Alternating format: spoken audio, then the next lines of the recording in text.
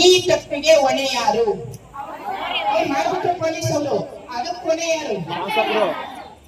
SP ಅವರಿಲ್ವಾ? DC ಅವರಿಲ್ವಾ? ನಮ್ MLA ಅವರಿಲ್ವಾ? MLA ಅವರು ಈ ಪೊಲೀಸ್ ದೌರ್ಜನ್ಯಕ್ಕೆ ಹೆಣ್ಮಕ್ಳ ಮೇಲೆ ಆಗಕ್ಕೆ ಏನಾದ್ರು ಒಂದು ಮಾತಾಡಿದ್ರ? ಅಲ್ಲಪ್ಪ, ಪಂಚಾಯತಿಗೆ ನಾವು ದುಡ್ಡು ಹಾಕಲ್ಲ, ಅವ್ರ ಕೈ ಬಿಡ್ಸೋಣ, ಹೆಣ್ಮಕ್ಳ ಮೇಲೆ ನಡೆದಕ್ಕೆ ಒಂದು ಮಾತಾಡ್ಬೇಕೆ ಬೇಡವಾ?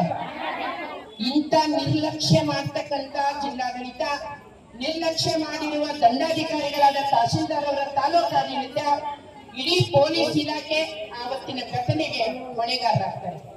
ಸರ್ಕಾರ ಹೊಣೆಗಾರರಾಗುತ್ತೆ. ನಮ್ದೇನು ತಪ್ಪಿಲ್ಲ. ಹಾದಿ ಬೀದಿ ನಾವು ಹೋರಾಟ ಮಾಡೋರಲ್ಲ, ಹಾದಿ ಬೀದಿಯವ್ರನ್ನೆಲ್ಲ ನಾವ್ ಯಾರನ್ನೂ ಕರೆದೂ ಇಲ್ಲ.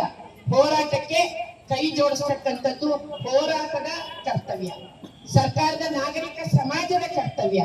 ಹಾಗಾಗಿ ಒಂದು ಎಚ್ಚರಿಕೆ ಕೊಡ್ತೀನಿ ಇವತ್ತಿನ ಸಭೆಗೆ. 5,000 ಎಕರೆ ಭೂಮಿ ನಮ್ದು ನೀರಾವರಿ ಇದೆ. ಒಟ್ಟು 5,000 ಎಕರೆ ನೀರಾವರಿ ಭೂಮಿಯನ್ನ ನಗರಸಭೆಗೆ ಸೇರ್ಪಡೆ ಮಾಡಿರುವ ಕಾರಣ ನಮ್ಮ ಊರಿನಲ್ಲಿ ಒಂದು ಘಟನೆ ನಡೆದಿದೆ. ಇವತ್ತಿಗೆ 8 ಜೂನ್ ಒಬ್ಬರು ರೈತರ ಭೂಮಿನ ಬೆಂಗಳೂರಿಂದ ಬಂದವರು ಕೇಳಿದ್ದಾರೆ.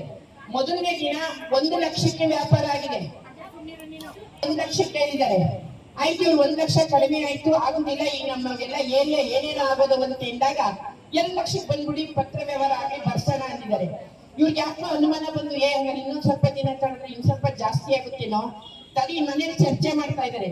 ನಿನ್ನೆ ಬಂದಿದ್ದಾರೆ, ಹೋರಾಟದ ಸ್ಥಳದಿಂದ ಇಬ್ಬರನ್ನ ಕರ್ಕೊಂಡು ಹೋಗಿದ್ದಾರೆ. 3 ಲಕ್ಷ ಈಗ ಬರ್ಸ್ಕೊಳ್ಳಿ ಎಂದಿದ್ದಾರೆ. ಇನ್ ಮುಂದಿನ ವಾರಕ್ಕೆ, ಅದ್ರ ಮುಂದಿನ ವಾರಕ್ಕೆ, ಇನ್ನೊಂದು ತಿಂಗಳಿಗೆ, ಹಾಗಾದ್ರೆ ಎಲ್ಲ ಕೊಟ್ಬಿಡ್ತೀರಿ? ಅಲ್ಲ, ನೀವು ಕೊಡ್ಬೇಕಲ್ಲ.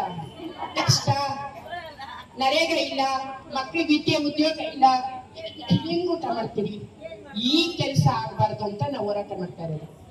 ಈ ಭೂಮಿಗೆ ಬೆಲೆನೂ ಬೇಡ, 1ಕ್ಕೆ 4 ತೆರಿಗೆ ಕಟ್ಟೋದು ಬೇಡ, ಕೃಪಾಂತರ ರದ್ದಾಗದು ಬೇಡ, ನರೇಗಾದಿಂದ ಉದ್ಯೋಗ ಸಿಕ್ತಿದ್ದು ನಿಲ್ಲದೂ ಬೇಡ. ನಮ್ಮ ಊರಿನ ಆಸ್ತಿ ನಮಗೆ ಇಲ್ಲಿ 5,000 ಎಕರೆ ಭೂಮಿ ಕೃಷಿ ನಿಂತೋದ್ರೆ ಆಮ್ಲಜನಕ ಬರಲ್ಲ, ಹಸಿರಿಲ್ಲದೆ ಹೋದ್ರೆ ಆಮ್ಲಜನಕ ಬರಲ್ಲ. ಇಲ್ಲಿ ಓಡಾಡ್ತಿದ್ದ ಮೇಲೆ ಸೇತುವೆ ಇದು ಬೇರೆ ಮಾಡ್ಬಿಟ್ರು. ಯಾರಿಗೆ? ಮೈಸೂರವರು, ಬೆಂಗಳೂರವರು 1 ಗಂಟೆಗೆ ಹೊರಟೋಗ್ಬೇಕಂತೆ, ಗೆಜ್ಜೆಕೆರೆಯವರು, ಕೊರನಹಳ್ಳಿಯವರು 2:30 ಗಂಟೆಗೆ ಹೋಗ್ಬೇಕಂತೆ. ಇದಾವ್ರಿ ನ್ಯಾಯ?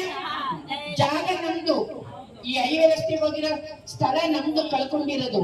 ಕೈಗಾರಿಕೆಗಳಿಗೆ ಈಗಾಗಲೇ ಕಳ್ಕೊಂಡಿರೋ ಭೂಮಿ ನಮ್ಮದು. ಇದ್ರ ಮೇಲೆ ದರ್ಬಾರ್ ನಡೆಸ್ತಾ ಇರೋ ಇವರು